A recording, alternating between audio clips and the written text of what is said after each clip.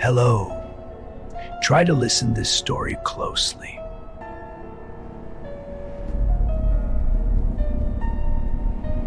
In 2018, something strange began happening to a man named Daniel Carter. It wasn't a police case, it wasn't a scientific experiment, and it certainly wasn't supposed to become a story people would talk about. But over time, fragments of what happened began to surface. Phone records, audio files, and a phone that investigators later described as unusual.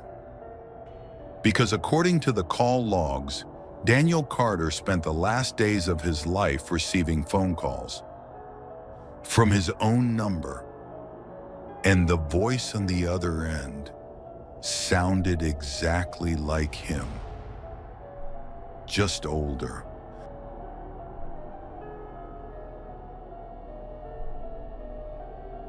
Daniel lived alone in a small house on the edge of town. His life was quiet and predictable. He worked remotely, rarely went out, and most evenings were spent in the same routine: dinner, a bit of television, scrolling through his phone. Nothing remarkable, nothing that suggested anything strange was about to happen. Until one night, his phone rang. It was around 11 in the evening. Daniel was sitting in the living room when his phone lit up. Unknown number.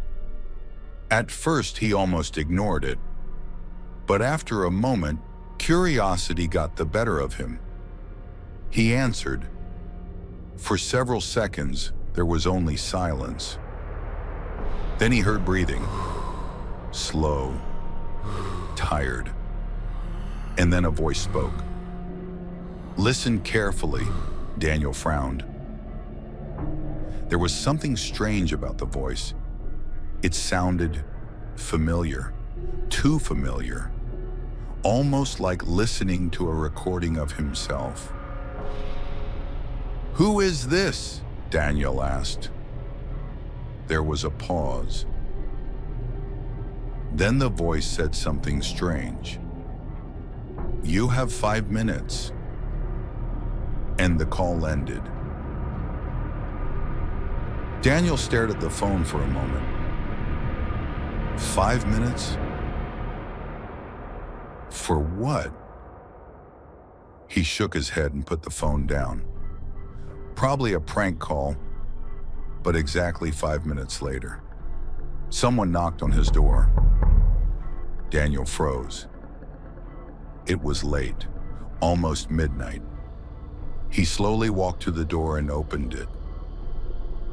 Standing there was his neighbor, a man Daniel barely spoke to. The neighbor looked slightly embarrassed. Sorry to bother you this late, he said. Do you happen to have a screwdriver? Daniel handed him the tool. The neighbor thanked him and walked away. And for a moment, everything seemed completely normal, except for one thing. The call had predicted it.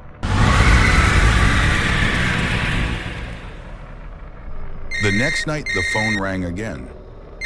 The same number. Daniel answered immediately. The voice returned. Calm. Quiet. Tomorrow morning you will drop your coffee. Daniel felt a strange chill run down his spine. And it will break. Who are you? Daniel asked. The line went silent. The call ended. The next morning, Daniel tried to ignore what had happened. He made coffee, sat down at the table, and tried to convince himself the call meant nothing. Then his phone vibrated on the table. Without thinking, he glanced at it. His elbow bumped the mug. The cup slid off the table and shattered on the floor. Daniel stared at the broken pieces for a long time. That wasn't a coincidence. After that, the calls kept coming, almost every night. Each time the voice warned him about something small. Don't take the highway tomorrow. Don't answer the call at 3:12. Don't walk through the park tonight. At first, Daniel didn't believe the warnings, but every time he ignored one, something strange happened.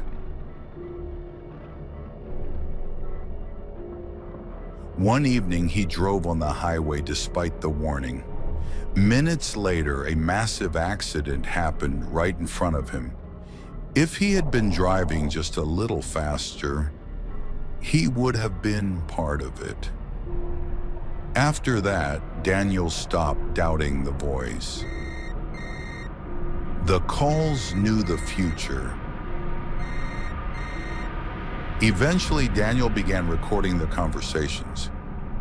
He needed proof, and he needed to understand who was doing this. But the recordings only made things stranger. Sometimes the voice sounded distorted, like pieces of sentences were missing, as if someone was struggling to speak. Other times, something even stranger happened. The voice sounded older, just slightly, but enough for Daniel to notice. Each new recording sounded like the same person. Years later.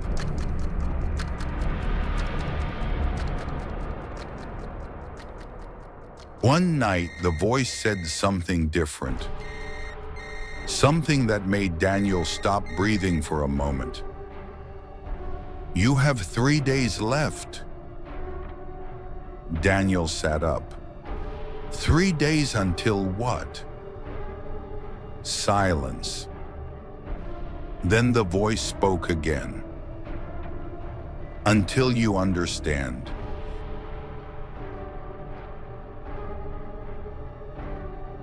That night, Daniel replayed every recording he had saved, again and again, until he noticed something disturbing. In one call, the voice said, "This is the 214th attempt." Daniel froze. Attempt? At what? Then the voice added something else. You always try to change the same night. Daniel began comparing their recordings more carefully, and then he noticed something impossible. In one audio file, the voice spoke a sentence that Daniel himself had said only minutes earlier. The same words, the same tone, the same voice. And suddenly, everything started to make sense. The voice on the phone was his own voice from the future.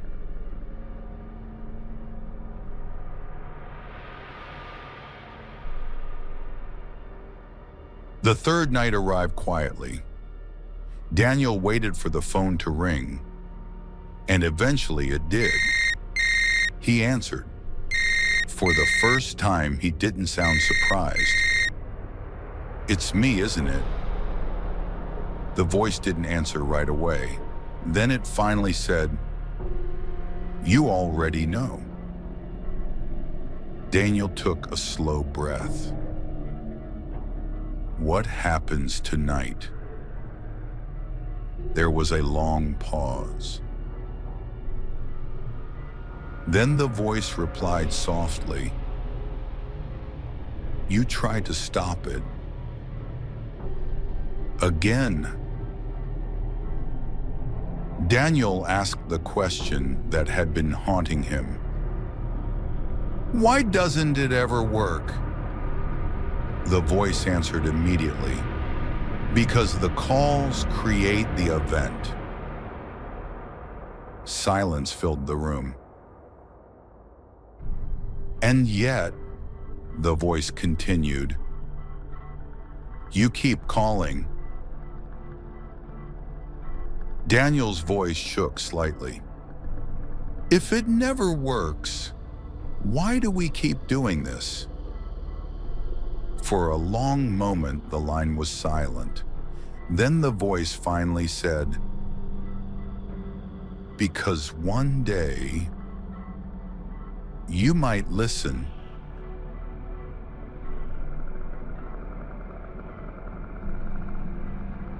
That was the final recorded call. According to the records, Daniel Carter disappeared later that night. His phone was eventually recovered. Investigators found dozens of recordings and hundreds of outgoing calls. Every single one was made to the same number, his own. But the strangest detail was found in the call log. The final call had not happened yet. It was scheduled for the following night.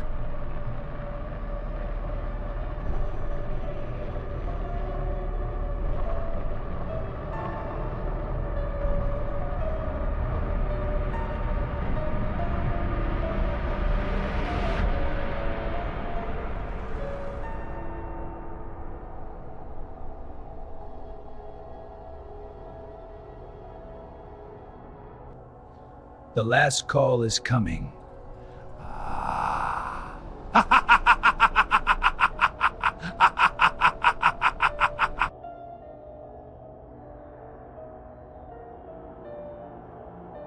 My name is Emily Carter. This happened 3 years ago. Before that night, I loved camping. There were 6 of us, 3 couples. Me and my boyfriend Jason, Sarah and Mike, Kate and Daniel. We had been planning this trip for several weeks. A quiet weekend away from the city. Just a lake, a campfire, and the woods. The place was called Black Pine Lake. I remember the drive there well. The asphalt slowly turned into a dirt road. The trees grew taller and taller, and the fog became thicker, and eventually, we were completely alone. No houses, no other cars, just forest. About 10 minutes before the campground entrance, we saw him. At first I thought it was a road sign, just a dark figure by the side of the road. But Jason slowed down. Is that a person? He asked. The headlights lit him up. An old man, standing on the side of the road. I remember his face very clearly. His eyes were wide open, too wide, like he hadn't blinked for days, and he was smiling. A slow, crooked smile. There was something dark around his mouth. At first I thought it was dirt, but later I realized it looked more like dried blood. For a few seconds nobody said anything. Then Mike laughed, probably some crazy homeless guy. Jason drove past him, and as we passed, the old man slowly turned his head and watched us the whole time. None of us liked that, but we tried to laugh it off. 10 minutes later, we reached the lake. It was beautiful. Tall black pine trees surrounded the water. A thin layer of fog drifted slowly over the lake. The campground was empty. We chose a spot, set up the tents, built a fire, opened some beers. Within an hour, the mood completely changed. We were laughing again, telling stupid stories. Sarah joked about the old man. What if he followed us? Mike immediately picked that up. Yeah, and tonight he's going to crawl out of the woods. Kate threw a stick at him. Shut up, that's not funny. Daniel laughed. Relax, there are 3 of us guys here. He flexed his arms. If some creepy old man shows up, we'll handle it. Everyone laughed, even me. But then, it happened. A sound came from the forest. A whistle. Long, low, almost melodic. We all froze. Mike tilted his head. You hear that? Another whistle, but this time further away. Daniel stood up. Probably just some bird. But it didn't sound like a bird. Not really. We stayed silent for a few seconds. Then everything went quiet again. The forest fell silent. Eventually, the conversation continued. More drinks, more jokes, more stories. Around midnight, the girls and I decided to go to sleep. Sarah and Kate went to their tents.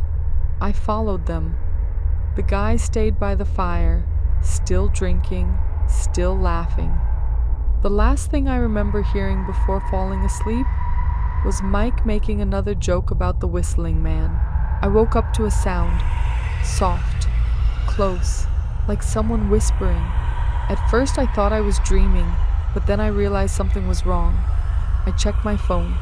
3:17 a.m. I crawled out of the tent. No one was by the fire. Jason! Silence. The guys were gone. I walked to Sarah's tent. Hey, wake up! She crawled out half asleep. What happened? The guys are gone. Kate joined us a minute later. We started calling their names. Mike, Jason, Daniel. No one answered. Sarah rolled her eyes. They're messing with us. I almost believed her. But then, we heard it again. A whistle from the forest. We looked at each other. Kate laughed nervously. Okay, guys, very funny. Another whistle from the other side of the forest.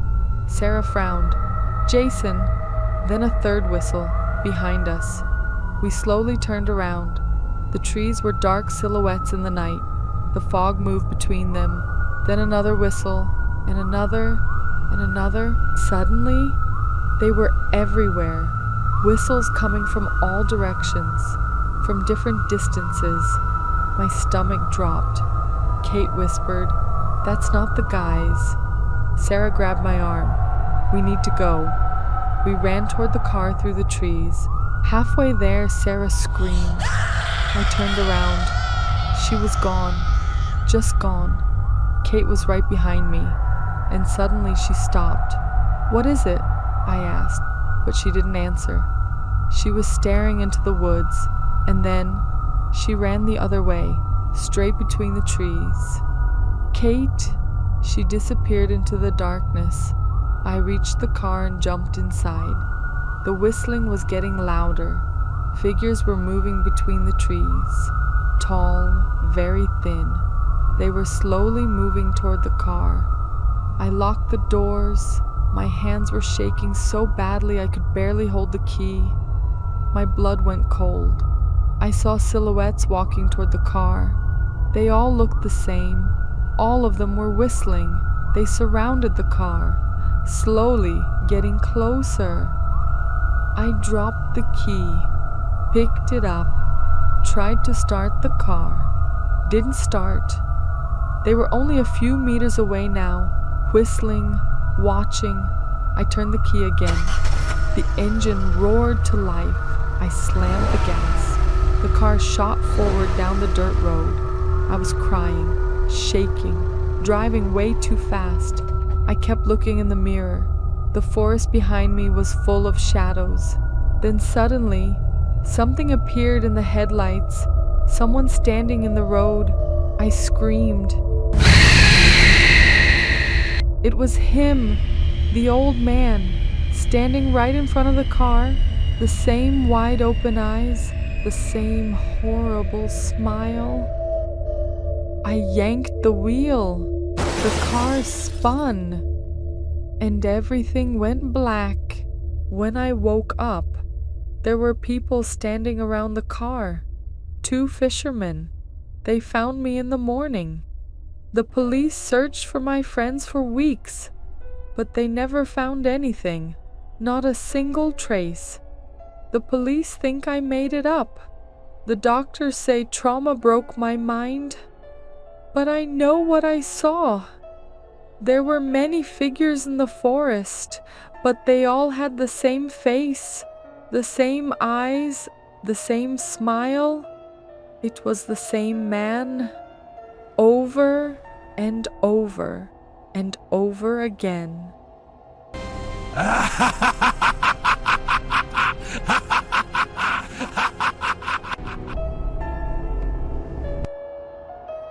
Sometimes neighbors don't come to say hello.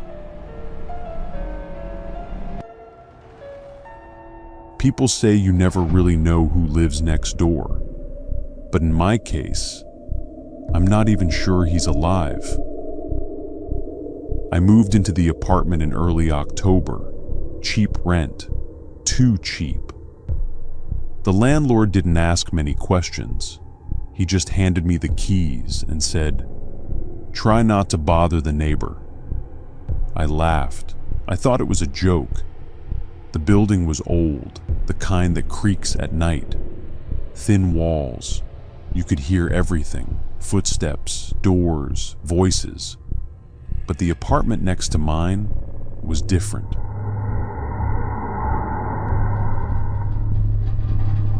The first night, I heard something. A faint noise through the wall, like someone dragging something slowly, back and forth, for hours.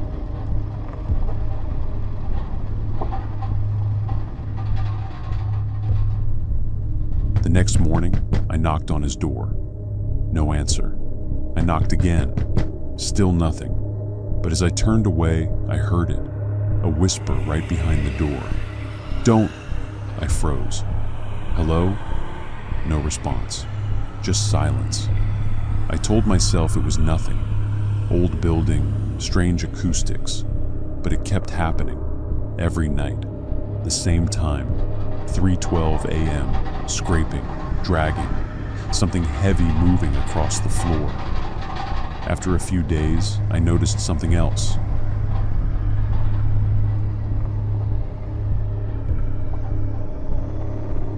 His door. It was always slightly open, just a crack. And inside, darkness. No light, no movement.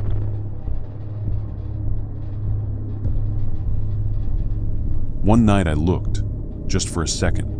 At first nothing. Then something moved. A shape, deep in the darkness. Too tall, too still. I looked away fast. My heart was racing.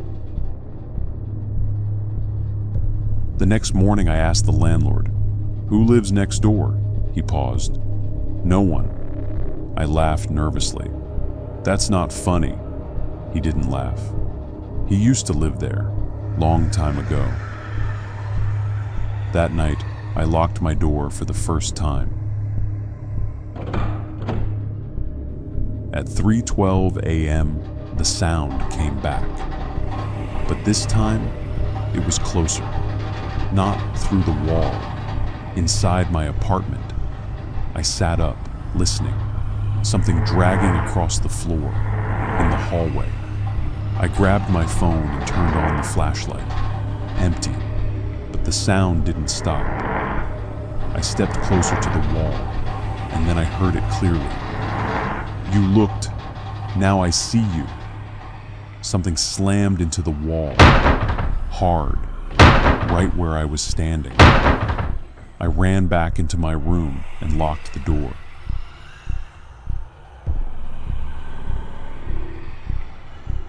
The next morning, there were marks on the wall. Long, deep, like something had been dragged through it. That night, I didn't turn off the lights. At 3:12, they flickered. Once. Again. Then they went out. Darkness swallowed the room. I grabbed my phone, turned on the flashlight. My hands were shaking. The beam moved slowly across the room. Nothing, until it hit the mirror. I froze, because I wasn't alone. Something was standing behind me. Tall, too tall, its head slightly tilted, watching me. I spun around. Nothing. Looked back at the mirror. It was still there. Closer now. It raised one arm and pointed at me. The light died. I dropped the phone. Darkness. Then I felt it. cold air next to my face, breathing. You let me in. I screamed.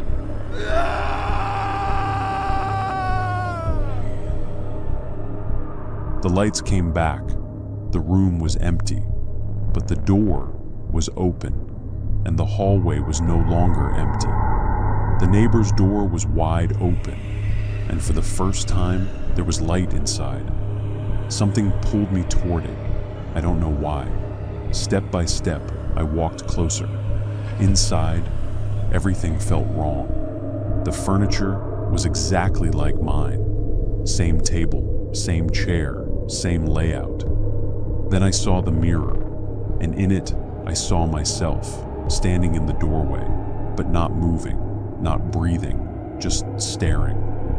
Then it smiled, too wide, too wrong. I tried to step back, but I couldn't move. Then I heard it behind me. Now you stay. Something pushed me forward. The door slammed shut. Darkness. And from the other side, I heard footsteps, walking away, into my apartment. Then, my own voice. Don't turn on the lights. I don't know how long I've been here. There are no windows, no light, no time. Only this apartment. At first, I tried to leave. I screamed. I banged on the door until my hands bled. No one came. No one ever comes. Every night at 3:12, I hear footsteps on the other side, in my apartment, slow, heavy. The first time, I thought someone came to help. I ran to the door, pressed my ear against it, and I heard my own voice. Hello? I froze. Is someone there? I wanted to answer. I almost did, but I remembered. You let me in. So I stayed silent. The footsteps stopped, right outside the door. Then, 3 slow knocks. Please, open. I stepped back, shaking, because I knew if I opened that door, I wouldn't be me anymore. Every night it learns. It sounds more real, more human. And now, it laughs. Soft. Wrong. Tonight, it said something new. I know you're there. I was you. Now let me out.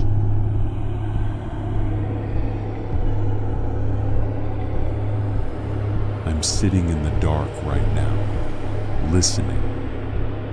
3:12 is coming. The footsteps are already there, right outside the door. And this time, it's not asking, it's whispering. Your turn to knock.